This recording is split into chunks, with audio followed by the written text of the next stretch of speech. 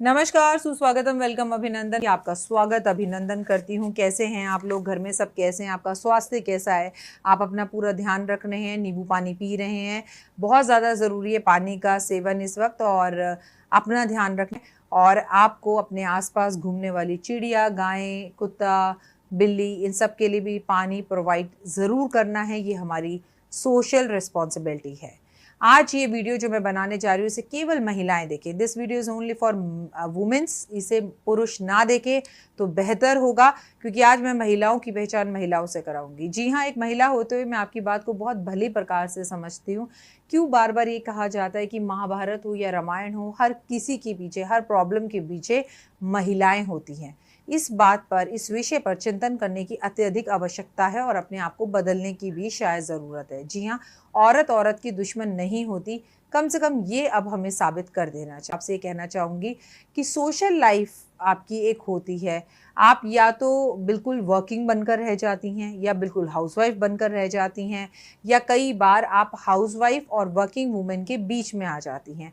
कभी आपने सोचा कि खाना अगर घर में बहुत ज़्यादा बन गया है, बच्चे ने छोड़ दिया, तो आप क्या करती हैं? उस खाने को आप खा लेती हैं, क्योंकि वो खाना वेस्ट होगा। ठीक बात भी है, अन्न की बर्बादी नहीं होना चाहिए, तो आप वो खाना खाना शुरू कर देती हैं। मैं भी कई बार दीप के साथ ऐसा करती हूँ कि खाना वो छोड़ता है तो मैं खा लेती हूँ। लेकिन इससे खाने को सिर्फ हमें बचाना है, इसके लिए हम खुद को नुकसान पहुँचा देते हैं। पूरे घर को हम खाना गरम कर कर देते हैं, और हम खुद ठंडा खाना खा लेते हैं। क्यों करते हैं ये अत्याचार हम अपने आप से? हम अक्सर ये शिकायत करते हैं कि वो हमसे प्यार नहीं करते। मुझे मेरी मम्मी से उतना प्यार नहीं मिला जितने मेरे बहन भाइयों को मिला। अक्सर ये महिलाएं शिकायत करते हुए क्यों मिलती है? चलिए, अगर आपको किसी से प्यार नहीं मिला तो आप किसी को भरपूर प्यार दे दीजिए। जो बचपन में आपके साथ नहीं हुआ वो आप अपने बच्चों को दे दीजिए। अगर हम शिकायतों का टोकरा बंद कर कर खुद से अपने आप से प्यार करना शुरू कर दें, तो आपको नहीं लगता है कि भगवान कहता है, तू सबका भला कर, मैं तेरा भला करूंगा। तू सबका साथ दे, मैं तेरा साथ दूंगा। तुझे दुनिया में कोई भी छोड़ दे, मैं तुझे कभी नहीं छोड़ूंगा। ये स्वयं भगवान ने गीता के अंदर कहा है। ईश्वर हर वक्त हमारे साथ है, अच्छे कर्मों के साथ है। भगवान हमें बार बार ये बात बोलते हैं कि कर्म करता चला जा, तू तेरे कर्मों का फल तुझे मिलेगा। तो अचानक कर्म करते करते हमारी रिस्पॉन्सिबिलिटीज ऐसी क्यों हो जाती हैं कि हम महिला होते हुए, घर का काम करते हुए, हम ताने देना शुरू कर देते हैं, हम सुनाना शुरू कर देते हैं। मैंने तुम्हारे लिए ये किया, मैंने तुम्हारे बच्चे पाले, मैंने तुम्हारे घर के काम किए, मैं तुम्हारे लिए ऐसा करती हूँ, मैं तुम्हारे लिए वैसा करती हूँ।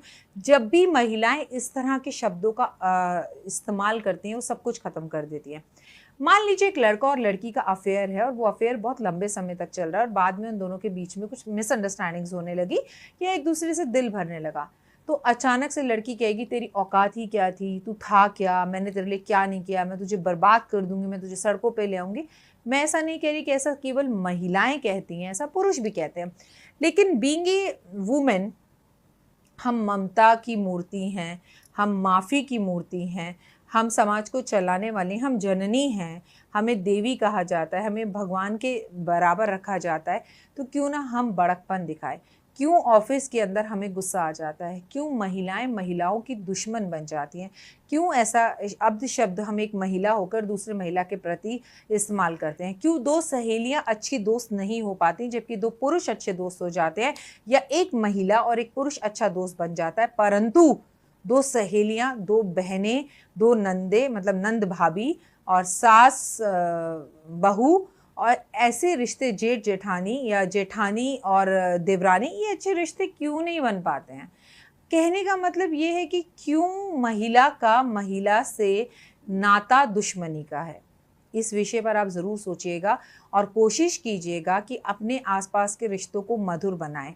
अपनी ज़बान, अपनी जीवा के अंदर कंपटीशन जो आपका है किसी के साथ, उसे ख़त्म करें।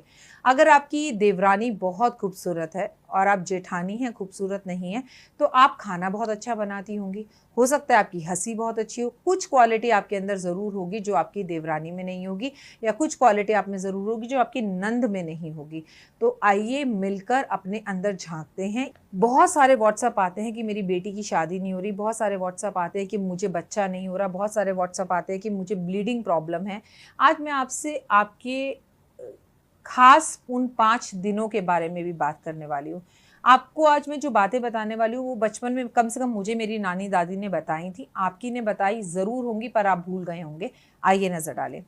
आपको सबसे पहले ये समझना है कि पुराने ज़माने में उन 5 दिनों में महिलाएं जो है वो कपड़ा इस्तेमाल करती थी, उसे धोती थी और लगाती थी। लेकिन थैंक गॉड हम उन लकी वुमेन्स में से है कि हमारे पास आज विस्पर है, यूज़ एंड थ्रो है। हमें उस कष्ट से नहीं निकलना पड़ रहा।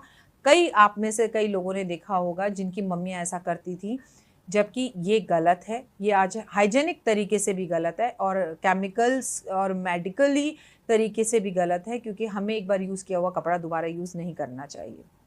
लेकिन क्या आप जानते हैं जादू टोने के तरीके से भी ये गलत है। आप अपने गुप्त अंगों का कपड़ा कहीं पर भी धूप में सुखा दें और उसे अगर कोई उठा ले तो वो आपकी कोत को बांध सकता है, कोक को बांध सकता है, आपका तलाक करवा सकता है, आपकी शादीशुदा ज़िंदगी में ज़हर घोल सकता है। इसीलिए जब भी आप अपना विस्पर इस्तेमाल करती हैं, उसे फेंकती हैं, आपका जो पैड है उसको इस्तेमाल करती है, उसे कागज़ के अंदर लपेट कर एक पॉलीथिन में डालकर ही फेंके ताकि उसका कोई मिस यूज़ ना कर सके। कोशिश कीजिए कि आपके उस स्पेशल उन 5 दिनों के इस कपड़े को या विस्पर को कभी भी कोई बिल्ली या कुत्ता इस्तेमाल ना करे, उसे छीन कर उठा कर ना ले जाए, क्योंकि ये आपके लिए बड़ा कष्टदायक हो सकता है, इससे आप बीमार पड़ सकती हैं। इन दिनों में सबसे ज़्यादा जादू टोना होता है, इसीलिए आपने 5 दिनों की जानकारी हर किसी को नहीं देनी चाहिए। अगर आपकी कोख बंधी हुई है और आपको उसे खोलना है तो इन 5 दिनों की जानकारी, अपनी डेट कभी किसी से साझा और शेयर ना करें, क्योंकि कोख बांधने का काम कोई पड़ोसी कभी नहीं करता, ये घर के ही लोग करते हैं। तो अपनी डेट को गुप्त रूप से रखिए और इसका जिक्र ज़्यादा किसी से मत करिए। अगर आपकी शादी बंधी हुई है तो आपने नोटिस किया होगा या तो आपके गुप्त अंग के कपड़े जो हैं, आपके अंडरगारमेंट्स वो चोरी हुए हैं, या आपने कभी भी बाथरूम में विस्पर इस्तेमाल किया हो या कोई भी पैड इस्तेमाल किया हो, वो चोरी हो गया हो, तो भी ऐसी हरकतें होती हैं और ये मजाक की बात नहीं है, इसे बिल्कुल सीरियस लें आप। कभी भी किसी के भी कहने पर कोई उपाय करने की, बेटा तेरी कोख खुल जाएगी, बेटा तेरी शादी जल्दी हो जाएगी, अपना विस्पर का कपड़ा कभी किसी को ना दें आप, और इसे अच्छे तरीके से डस्टबिन में पॉलिथीन में बांध कर ही फेंकें और पूरे दिन के कपड़े एक जगह इकट्ठा करें एक डस्टबिन में और उसे शाम को ही घर से निकालें तो बेहतर होगा। और चौराहे पर कभी भी किसी के कहने पर इस कपड़े को ना फेंकें आप। कभी भी विस्पर पर आप एक बात हमेशा याद रखिए कि टाप कर ना जाएं। आपने सड़कों पर देखा होगा कि कई बार कुत्ता बिल्ली उसे उठाकर ले आते हैं, तो वो आपको सड़कों पर विस्पर गिरे हुए दिखाई देंगे, आपको ये पैड गिरे हुए दिखाई देंगे, तो उसे टाप कर कभी आपको नहीं जाना है। इस बात का ध्यान रखिएगा कि आपने अगर उसे टाप दिया तो उस महिला को जो बीमारी है वो सारी बीमारियां आपको हो जाएगी। कभी भी इन दिनों में कपड़े जो हैं आपको रात्रि समय पर अपने घर के बाहर नहीं सुखाने चाहिए। अपनी महिला होने के नाते इन गुप्त बातों का ध्यान आपको पूरी तरह से रखना चाहिए, नहीं तो आपकी ज़िंदगी पूरी तरह बर्बाद हो सकती है। आपके कपड़े उठाकर कोई आप ही को खिला सकता है या आपके कपड़े उठाकर कोई किसी और को खिला सकता है।